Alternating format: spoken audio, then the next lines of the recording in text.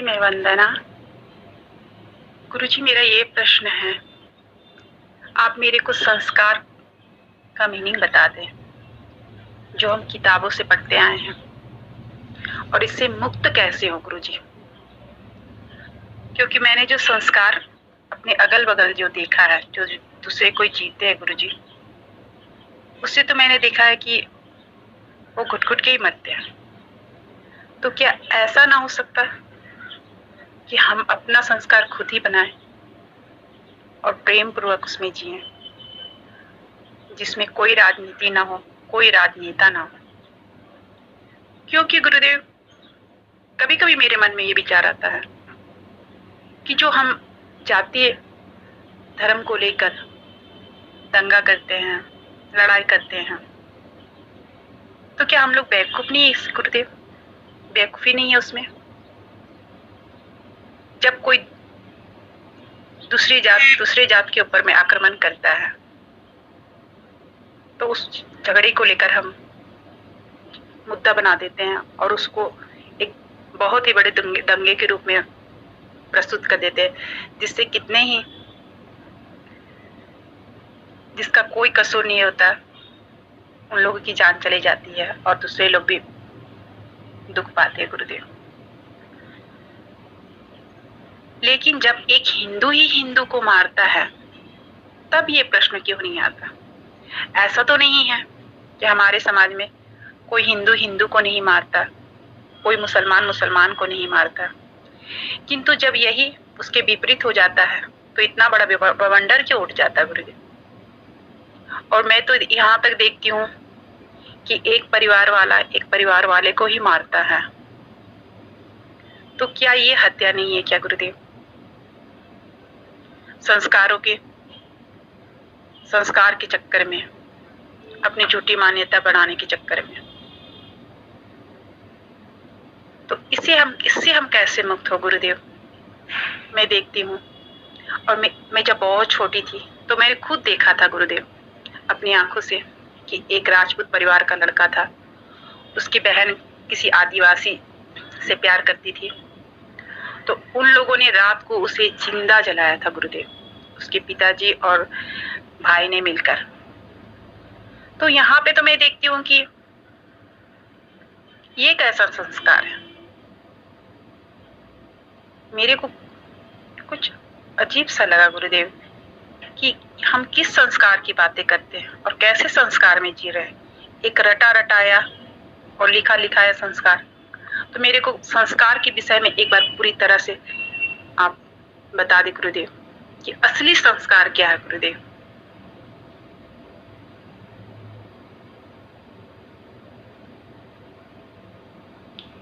प्रणाम वंदना जी। वंदना जी,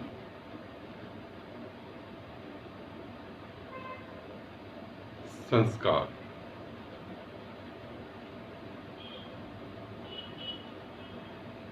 संस्कार कैसे होने चाहिए, हम अपने बच्चों को कैसे संस्कार दें? वंदना जी, पहले तो ये बात समझें, हम अपने बच्चे को कैसे भी संस्कार दें और उन संस्कारों को वो माने या ना माने, ये तो बात अलग की, बाद में बात करेंगे। जब हम अपने बच्चे को संस्कार देते हैं, तब हम देते वो हैं जो हमारे विपरीत होता है।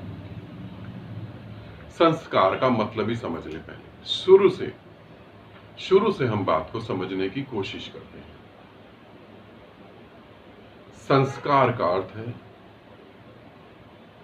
एक सभ्य इंसान, एक सुखी इंसान, एक ऐसा इंसान जो आनंदित हो, जीवन के प्रतिपल को जी रहा हो और पूरी तरह से मस्त हो, ना उसमें क्रोध हो, ना उसमें वासनाएं हो, वासनाओं रहित हो, ईर्ष्या रहित हो। ऐसे एक मनुष्य का निर्माण करने की हमने सोची, और ऐसा निर्माण हो सके, हमने अपने बच्चे को ये संस्कार देने की बात चालू करी। अभी इसे समझें, एक उदाहरण देके बता रहा हूं।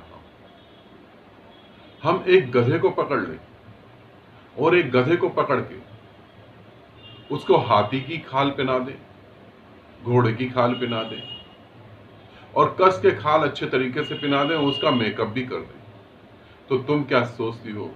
वो गधा हाथी बन जाएगा, घोड़ा बन जाएगा? गधा गधा ही रहेगा। और हो सकता है वो गधा गधा भी ना रह पाए और हाथी घोड़ा भी ना बन पाए। उसकी दुविधा फिर तुम समझो, उसका जीवन और नरक हो जाएगा। संस्कार ऐसी ही बातें हैं जो हम पे थोप दी जाती हैं, हम अपने बच्चों पे थोप देते हैं, और ये पूरी पृथ्वी संस्कार के कारण ही नरक बनी हुई है। इसे समझ लेना, संस्कार के कारण ही नरक बनी हुई है। हम वो संस्कार देते हैं जिसे हम खुद नहीं जी सकते, जिसे हम खुद कभी नहीं जीते। एक पिता अपने बच्चे को बोलता है कि झूठ मत बोलो, सच बोलो। सच बोलोगे, सच बोलोगे तुम्हारी गति होगी, तुम्हारा फायदा होगा। और जब उसके पिता के दोस्त मिलने आते हैं तब वो अपने बेटे को बोलता है कि मना कर दो, पिताजी घर में नहीं है। अब ये बेटा क्या संस्कार लेगा? तुम जब बोल रहे हो कि सत्य बोलो, उसको एक्सेप्ट करेगा? या जो तुमने झूठ बुलवाया और झूठ बोल के तुम आनंदित हुए और बच्चे को तुमने टॉफी दे दी या पैसा दे दिया कि शाबाश, अब ये कौन सी बात को फॉलो करेगा? इसे समझने की कोशिश करो। एक पिता रोज रात को शराब पीता है और बच्चों को यह शिक्षा देता है शराब पीना गलत बात है, और ये शिक्षा शराब पीकर ही देता है। अधिकतर पिता जो शराब पीते हैं उनकी सारी शिक्षा चालू ही शराब के बाद होती, उससे पहले तो वो पता नहीं कहां खो जाते हैं। तो क्या तुम समझती हो कि बच्चा शराब नहीं पिएगा? शराब पिएगा ही पिएगा। हम ऐसे उल्टी सीधी बातें संस्कार के नाम पे बच्चों को थोप देते हैं। घर में लड़की पैदा हुई, जब घर में लड़की पैदा होती है हम उसे ये समझाते हैं कि तेरी एक दिन शादी करेंगे, पति के प्रति ईमानदार रही हो, पति ही परमात्मा है, और जब शादी होकर तो विदा होगी तो फिर इस घर से तेरा नाता खत्म हो जाएगा और वही घर तेरा होगा। अब वहां से जब तू विदा होगी तो अर्थी पे हुई हो, पति का घर छोड़ियो तो अर्थी पे छोड़ियो, मर जाइयो तभी चौखट छोड़ियो, उससे पहले तो ना छोड़ियो। लड़की, छोटी सी बच्ची, छोटे से बच्चे, अभी उनका मन विकसित ही नहीं हुआ, इतने गहरे ये बातें चली जाती हैं, इतने गहरे बातें चली जाती हैं। ये है संस्कार। लड़की की शादी होती है, पति रोज शराब पी के उसे मारता है रात को, और वेश्या से भी ज्यादा बदतर उसके साथ व्यवहार करता है। अब लड़की क्या करे? मां बाप के घर जा नहीं सकती क्योंकि वो घर छोड़ दिया, अब तेरे लिए वही घर है। ये संस्कार नरक से भी ज्यादा नरक बना देंगे उसके जीवन को। पति की मार खाएगी और जाने क्या क्या उसके साथ होगा। घर बताएगी, मां बाप यही कहेंगे कि नहीं बेटी सह ले, पति है ना। मां से जब वो बात करेगी तो मां ये कहेगी तेरे पिता भी मुझे मारते थे, कोई फर्क नहीं पड़ता, कुछ दिन की बात है, सह ले। ये संस्कार, इस संस्कार से उस लड़की का जीवन क्या होगा। और गजब की बात तो अब होगी जब उस लड़की के बच्चे पैदा होंगे और वो लड़की भी यही संस्कार अपने बच्चों को देगी। ये और गजब की बात। बच्चे जरा सा भी होश ना संभालते। मुझे अपने बचपन की बहुत बातें याद है, बहुत बातें, और बहुत छोटे से उम्र की। जब मैं 3-4 साल का था शायद, तब मैंने एक शब्द सुना था, शादी। मेरे पिता, मेरे घर के सभी मेंबर ये बोलते थे शादी करेंगे, तेरी शादी ऐसे करेंगे, तेरी शादी धूमधाम से करेंगे। अभी शादी का तो कुछ नहीं मालूम था, धूमधाम का मालूम हो गया। दिमाग में बात घुस गई, शादी माने बहुत बड़ा सुख। थोड़ा होश संभाला, घर में बहुत सारी तू तू मैं सुनता था। जब पिताजी कहते थे शादी, तब मैं उनसे यही पूछता था, तुम्हें कौन सा लड्डू मिल गया शादी जो तुम मुझे दिलाने पे तुले हो? ऐसा क्या है शादी में?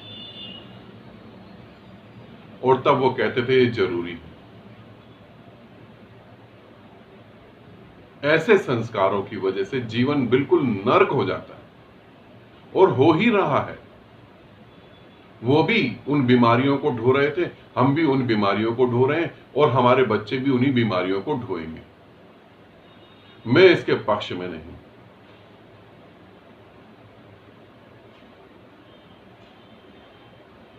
तुम्हारे संस्कारों से बच्चा नहीं सीखता, तुम्हारी एक्टिविटी से बच्चा सीखता है।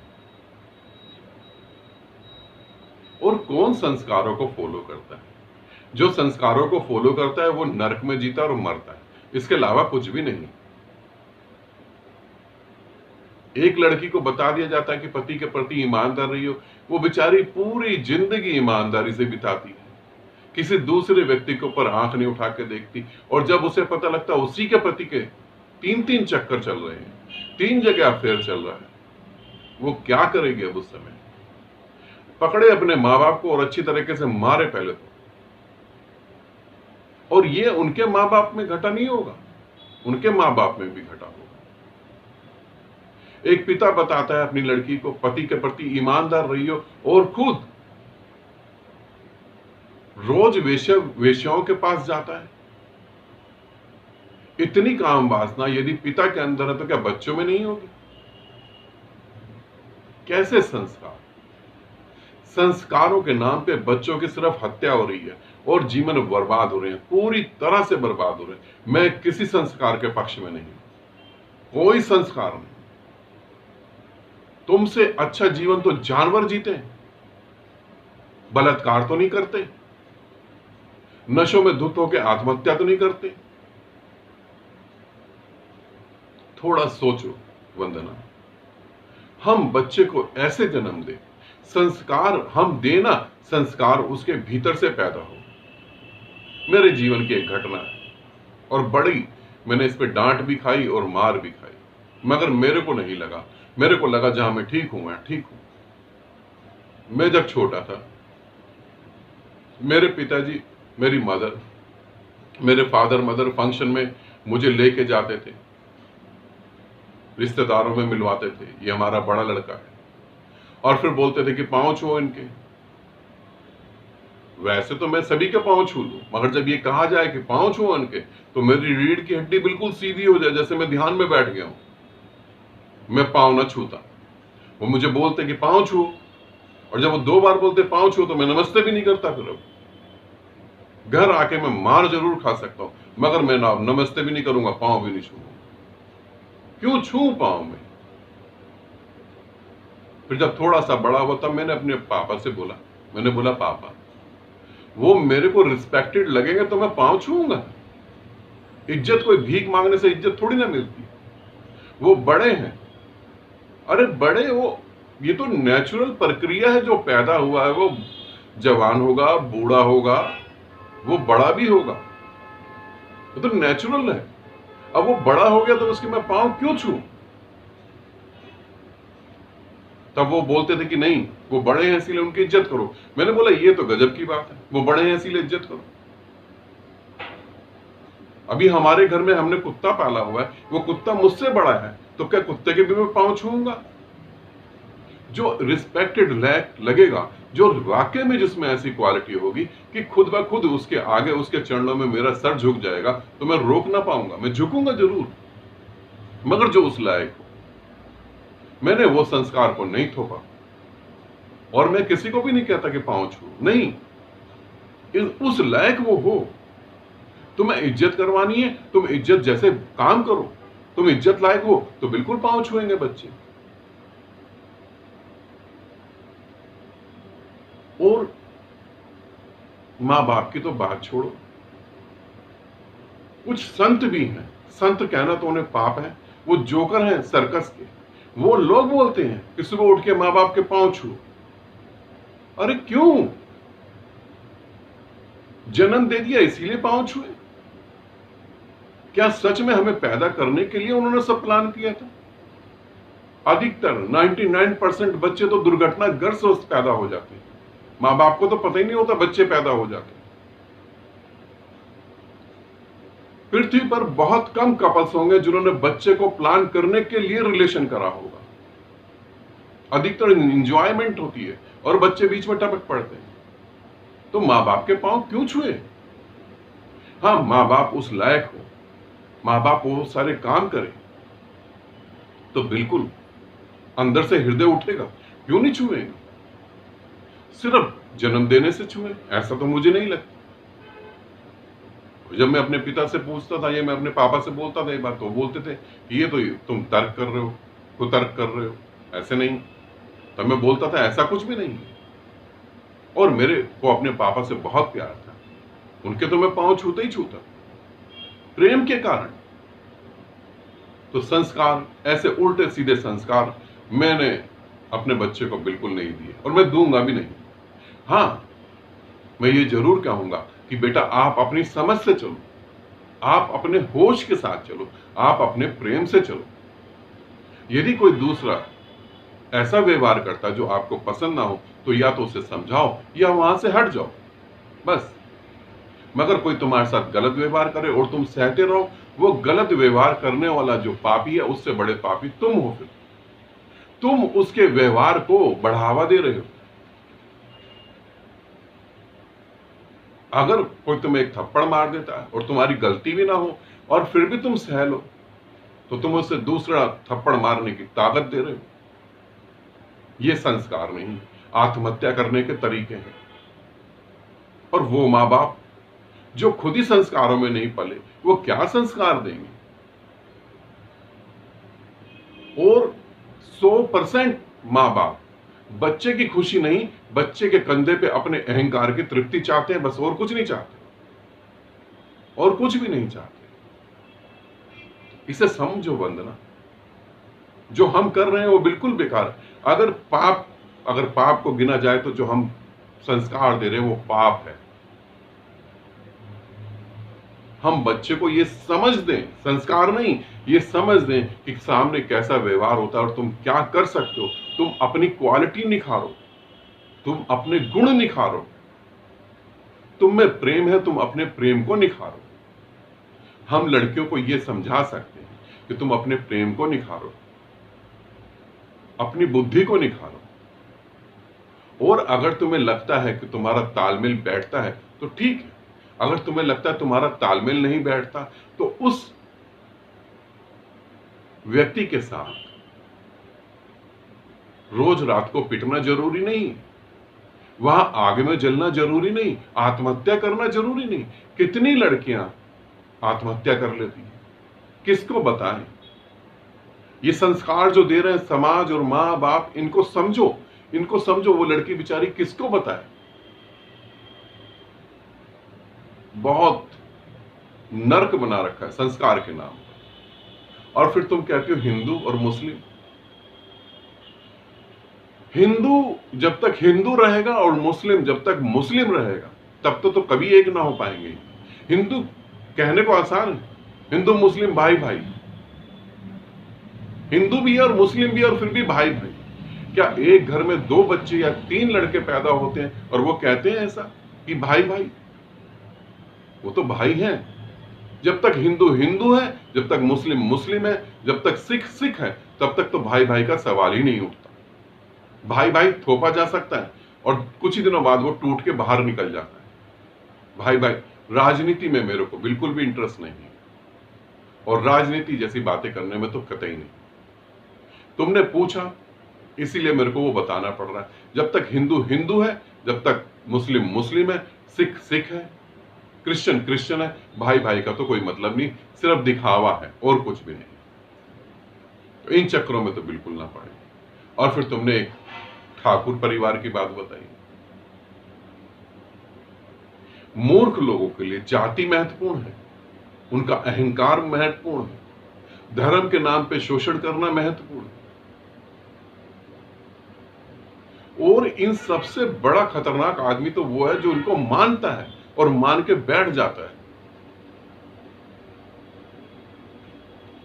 बिल्कुल नहीं, मैं कोई भी संस्कार को बिल्कुल नकारता हूं जड़ से। और विवाह के तो मैं बिल्कुल पक्ष में ही नहीं। ये तो ऐसी बीमारी है, इसके पक्ष में ही नहीं हूं बिल्कुल। विवाह के नाम पे तो इतना शोषण होता है, इतना शोषण होता है। जितने लोग मेंटल हॉस्पिटल में अधिकतर विवाह के कारण होते हैं, अधिकतर मैरिज करे हुए लोग मेंटली डिस्टर्ब हो जाते हैं। पति भी हो सकता है, पत्नी भी हो सकती है। जितने लोगों को हार्ट अटैक आता है, ब्रेन हैमरेज हो जाता है, उनमें से अधिकतर शादीशुदा होते हैं। कवारे भी होते होंगे, कवारे इसलिए होते हैं, अनमैरिड लोग इसलिए होते हैं, उन्हें लगता है कि मैरिज हो जाती तो हम सुखी रहते हैं। विवाह का अर्थ भी समझ लें, विवाह का अर्थ है अधिकार। मैं इसीलिए विवाह के पक्ष में नहीं हूं, मैं शादी के पक्ष में इसलिए नहीं हूं कि शादी का मतलब है अधिकार। मेरा पति, मेरी पत्नी सिर्फ मुझे प्रेम करेगी, किसी और को नहीं देख सकती, किसी से बात नहीं कर सकती। मेरा पति सिर्फ मुझे प्रेम करेगा, क्योंकि हमें शुरू से समझाया गया प्रेम क्या है ये तो पता ही नहीं। हम लोग सभी लोग सेक्स को ही प्रेम समझ बैठे हैं बस।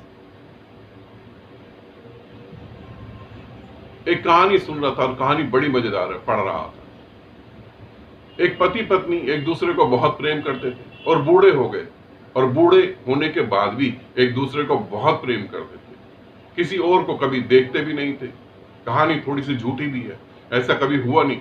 मेरे जीवन में जितने भी कपल्स देखे हैं, कभी भी ऐसा कपल्स मैंने देखा नहीं जो एक दूसरे के प्रति इतने समर्पित हो जिसको दूसरे का ख्याल ही ना आया हो। बहुत सारे मिले और सबसे पूछा अलग अलग, तो सबने बोला, बहुत सारे लोगों ने तो बोला कि सिर्फ समाज के डर के मारण ऐसे बातें नहीं कर पा रहा हूं, नहीं तो फिर समाज क्या सोचेगा, बच्चे क्या सोचेंगे, मन में तो बहुत बार आता है। कहानी, बूढ़े हो गए, बच्चे हो गए, बच्चों की शादी हो गई, शादी की सालगिरह 50 साल पूरे हो गए, उसका परसों शादी की सालगिरह मनाई जा रही थी।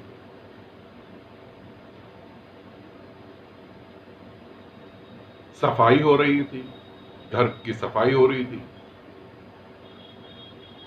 पत्नी सामान लेने गई हुई थी बाजार में, कुछ सजावट का, कुछ मिठाइयां। पति थोड़ी बहुत सफाई करवा रहा था बच्चों के साथ। एक डायरी गिरी, बहुत पुरानी डायरी, कम से कम होगी 40 साल पुरानी डायरी। उसमें से एक पतला सा पेपर निकला और उस पेपर में लिखा हुआ था कि तुम्हें इतना दुखी छोड़ के मैं जा रहा हूं, और जो लड़का मेरा तुम्हारे पास है, मेरे द्वारा जो लड़का पैदा हुआ, ये किसी को नहीं पता सिवाय तुम्हारे और मेरे।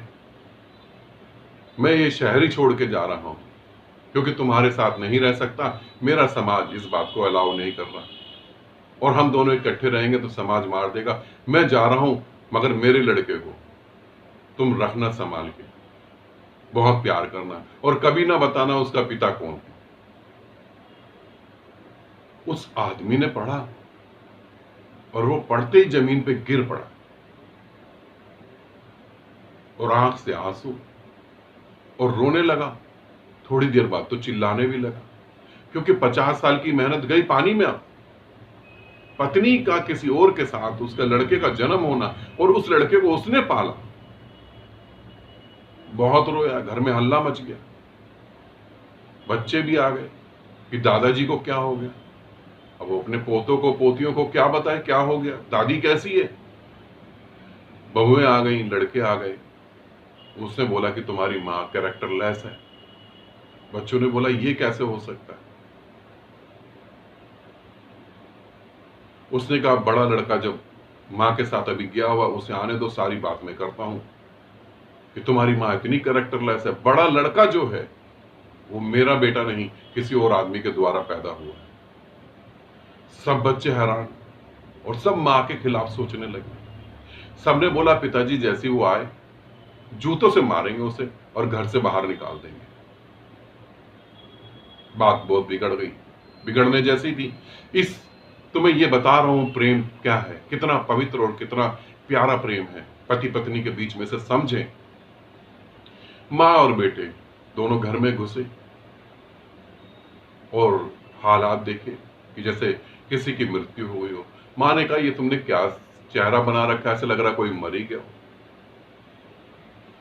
उस आदमी ने उतनी अपनी औरत को 50 साल में इतनी गालियां नहीं दी होंगी, इतने प्यार के शब्द नहीं बोले होंगे जितनी वहां गालियां बकी, खूब गालियां बकी।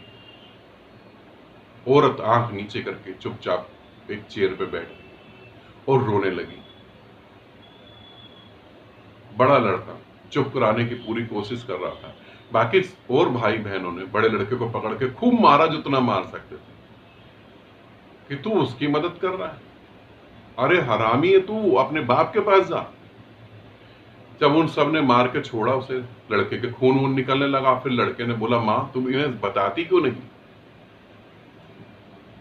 फिर मां ने कहा कि जो पड़ोस में हमारे रह रही थी औरत, वो आदमी मेरे को चिट्ठी दे के गया था कि पड़ोस में वो औरत 50 साल पहले सब्जी लेने गई थी, उसका घर बंद था, और वो चिट्ठी मेरे को इसलिए दे गया था कि वो पड़ोसन को मैं दे दूं। वो पड़ोसन के बारे में सब कुछ था। और पड़ोसन कुछ दिनों बाद आई, वो घर आई सब्जी लेकर और फिर घर बंद करके हमेशा के लिए चली गई, चिट्ठी मेरे पास रह गई। और ये बड़े लड़के ने बोला और ये सारी घटना मेरी आंख के सामने हुई थी। अंकल आए थे, अंकल बहुत रो रहे थे और उन्होंने चिट्ठी दी और कहा कि चिट्ठी आंटी को दे देना। पति बहुत शर्मिंदा हुआ। अब देखो वो प्रेम, वो संस्कार, इसे समझो।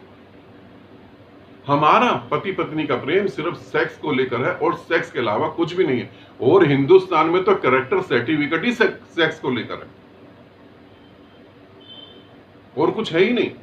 कोई कितना बड़ा संत बन जाए, वो संत बन के बाद इतने सारे काम करे, इतना पुण्य करे, इतना लोगों को पैसे से सपोर्ट करे, इतना एजुकेशन में सपोर्ट करे, पता नहीं क्या करे, और किसी लड़की ने कह दिया कि इन्होंने मेरे से रेप करने की कोशिश करी है, वो संत का सर्टिफिकेट गया, टोटल जीरो हो गया वो। ये संस्कार है। मैं संस्कार के बिल्कुल पक्ष में नहीं, और विवाह अधिकार शोषण करने का एक तरीका उसके पक्ष में भी नहीं।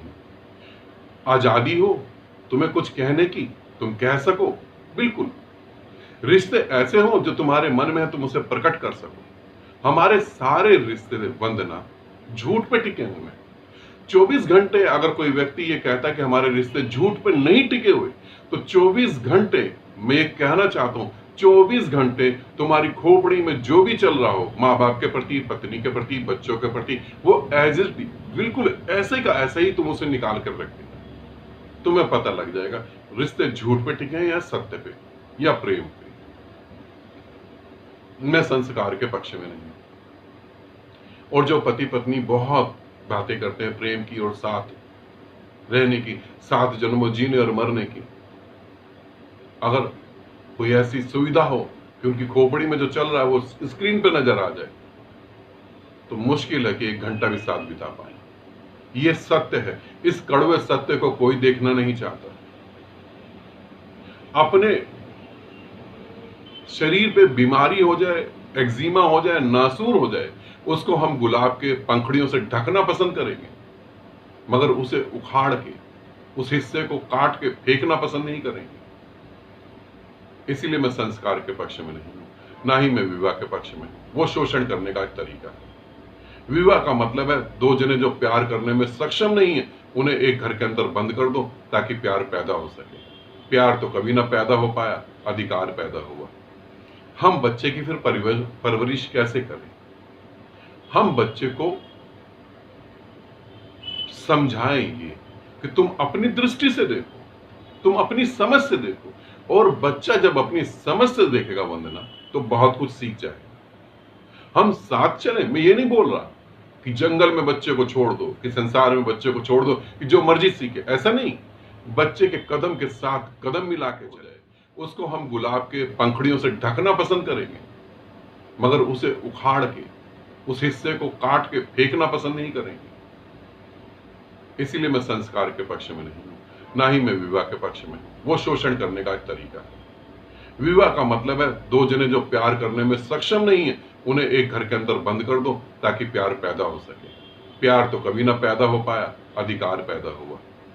हम बच्चे की फिर परवरिश कैसे करें? हम बच्चे को समझाएंगे कि तुम अपनी दृष्टि से देखो, तुम अपनी समझ से देखो, और बच्चा जब अपनी समझ से देखेगा वंदना, तो बहुत कुछ सीख जाएगा। हम साथ चलें, मैं ये नहीं बोल रहा कि जंगल में बच्चे को छोड़ दो, कि संसार में बच्चे को छोड़ दो कि जो मर्जी सीखे, ऐसा नहीं।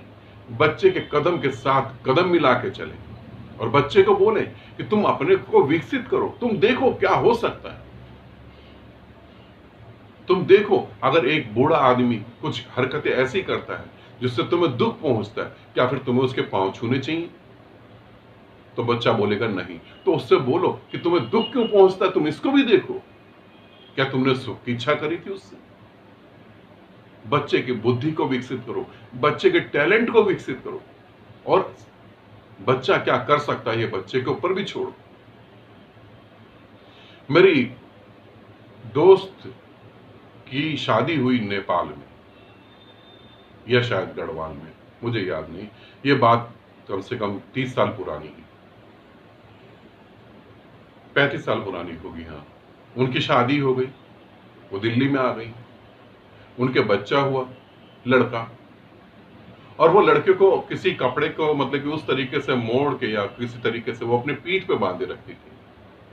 लड़के से बहुत प्यार करती थी, लड़के को वो ज्यादा चलने ही नहीं देती थी। 3 साल का हो गया तब भी लड़के को अपने से बांध के ही रखती थी। और अंततः क्या हुआ, लड़के के पांव की वो नसें जो विकसित होनी थी वो विकसित ही नहीं हो पाई, और लड़का अपाहिज हो गया। और वो आज भी वो लड़का पांव से नहीं चल पाता, वो नसें ही विकसित नहीं हुई। ऐसे ही वंदना, हम संस्कारों में बच्चे को इतना बांध देते हैं कि बच्चे का अपना विवेक, अपनी बुद्धि विकसित ही नहीं हो पाती। हम सिखाते हैं अहंकार, हम सिखाते हैं कंपटीशन, हम सिखाते हैं कैसे दूसरे को हरा दो और दूसरे को गिरा दो। हमें अगर पृथ्वी के ऊपर स्वर्ग लाना है वंदना, तो हमें इन सब बीमारियों से बचना पड़ेगा, और इन सब बीमारियों को अपने बच्चों को नहीं देना चाहिए। संस्कार देने से पहले हम सोच लें, समझ लें कि जिनकी हम बात करते हैं, कृष्ण की, बुद्ध, महावीर की, जीसस की, जिनकी भी हम बात करते हैं, जिन्होंने ये सब बातें बोली, उनके भीतर से ये प्रकट हुआ था। बुद्ध ने जो करुणा और प्रेम के बारे में करा, बुद्ध ने जो करुणा कारण बोला, वो बुद्ध के भीतर से प्रकट हुआ था। भगवान महावीर ने जो बोला, उनके भीतर से प्रकट हुआ था, और हम उन्हें थोप रहे हैं अपने बच्चों पे। हम तो खुद फॉलो कर ही ना पाए और बच्चों पे थोप रहे हैं। मैं इसके पक्ष में नहीं। मेरे हिसाब से तो बच्चे को आजाद छोड़ना चाहिए, और उसके कदम के साथ कदम मिलाकर जहां उसे जो बात पूछनी है उसके उत्तर देने चाहिए। और इतनी ईमानदारी से, यदि तुम्हारे पास उत्तर नहीं है तो तुम कह दो कि मेरे पास उत्तर नहीं है बेटा, किसी और के पास। प्रश्न पूछने के लिए बहुत बहुत धन्यवाद वंदना, और बहुत बहुत प्रेम। आनंदित रहना, खुश रहना, सदा मस्त होकर जीना। तुम्हें जो संस्कार मिले, उन संस्कारों को नहीं, अपने इंटरनल को देखना, अपने अंदर देखना, अपनी आत्मा को देखना, और उसी के आधार पे जीवन को जीना। संस्कारों को लेके जो जिया वो नर्क में जिया। अभी तक तो मैंने ऐसा ही देखा।